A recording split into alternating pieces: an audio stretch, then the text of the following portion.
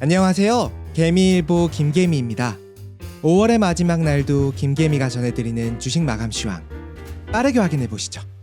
그럼 출발! 먼저 코스피부터 살펴보겠습니다. 코스피는 장 초반 산뜻하게 출발했으나 11시를 기점으로 장 마감까지 힘없이 가라앉았습니다. 0.32% 하락한 2577포인트로 마감. 매수매도 살펴보면 코스피는 개인과 외국인이 쌍끌이 매수하는 모습, 그 중에서 외국인의 비중이 좀 더 높았고 기관은 매도하는 모습으로 나타났습니다. 섹터별로 살펴보면 장 초반 반도체가 다시금 치고 나가는 듯 했으나 너무 빠른 시간에 과도하게 상승한 부담감인지 다시금 하락 전환하는 모습, 쉬고 있던 2차 전지 섹터가 바통을 이어받는 모습으로 나타났습니다. LG에너지솔루션이 3.28% 상승, 포스코 퓨처엠이 2.49% 상승하는 모습이었습니다. 매수 현황으로 살펴보면 개인은 포스코홀딩스, LG화학, 삼성전자 우선주, 외국인은 SK하이닉스, 삼성전자, LG에너지솔루션, 기관은 LG에너지솔루션, 코덱스 코스닥 150 레버리지, 삼성전자 우선주들을 매수 상위에 올리는 모습으로 나타났습니다. 개인은 2차전지와 코스피, 코스닥 하방에 베팅하는 모습, 외국인은 반도체를 지속적으로 담으면서 오늘은 2차전지 종목들도 담는 모습, 기관은 2차전지 종목들과 코스닥 레버리지를 매수하는 모습으로 나타납니다. 코스닥은 코스피 대비 좋은 모습이었는데요. 11시쯤 코스피가 빠지며 조금 흔들렸으나 잘 유지해주는 모습, 0.64% 상승한 856포인트로 마감하였습니다. 코스닥은 개인홀로 2349억 매도하였으며 외국인과 기관이 각각 1000억 이상씩 나누어 매수하는 모습. 섹터별로 살펴보면 오늘 2차전지가 바통을 이어받았습니다. 반도체가 쉬어가면서 에코프로가 4% 이상, 에코프로비엠과 LNF 3% 이상 상승하는 모습으로 나타났습니다.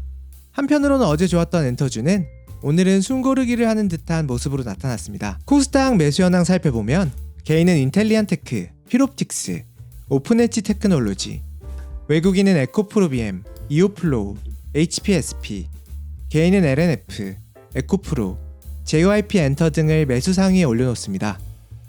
개인은 반도체와 디스플레이, 로봇 등을 담고 외국인은 2차전지, 반도체, 바이오를, 기관은 2차전지, 게임, 엔터 등을 매수하는 모습으로 나타납니다.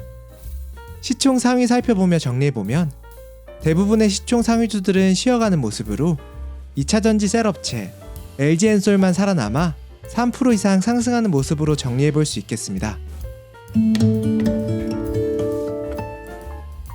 이제 오늘의 테마와 특징주 살펴보면 오늘은 항공섹터가 좋았습니다. 한진칼이 8.55% 상승, 제주항공이 4.55% 상승하는 모습을 보여주었는데요. 대한항공과 아시아나, 합병이 무산될 수도 있다는 소식을 알려왔습니다. 어제부터 오르기 시작한 한진칼, 이 같은 배경에는 대한항공과 아시아나의 인수합병 무산 가능성이 있기 때문인데요. 현재 미국과 유럽 경쟁사들은 합병에 부정적인 입장을 보이고 있는 상황.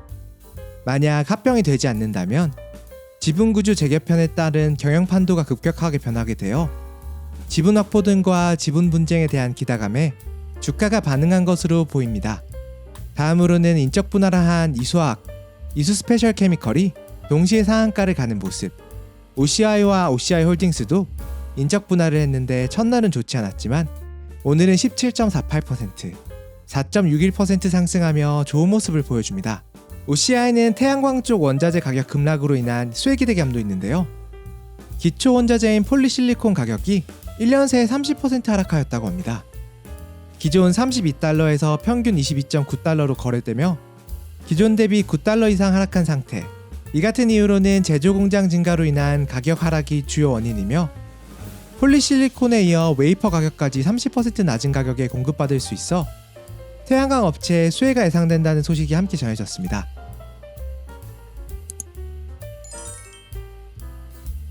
이제 체크해봐야 할 뉴스 소개해드리는 체크체크 코너입니다.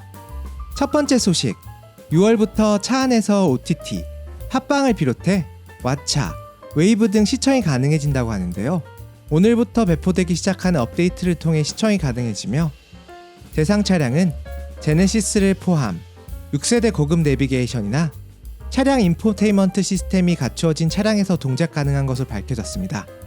만약 이 같은 서비스가 호평이 이어진다면 미디어 컨텐츠와 차량 디스플레이 쪽의 발전에도 영향을 미치지 않을까 기대할 수 있는 소식이었습니다. 카카오에 이어서 네이버도 먹통이 되는 사태가 발생했는데요. 오늘 아침 발송된 북한 발사체 문자 놀라셨죠?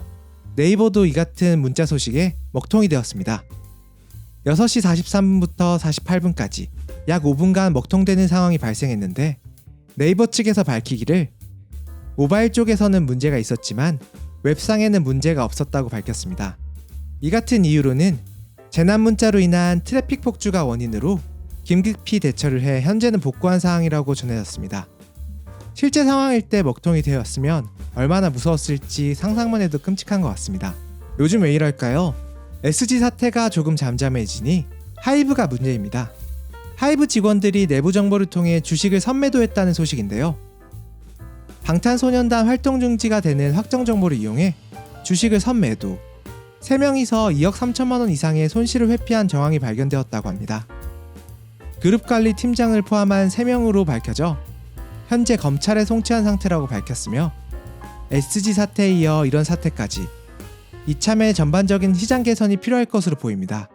LG와 KT에 이어 SK까지 28GHz 주파수 할당이 취소되었습니다.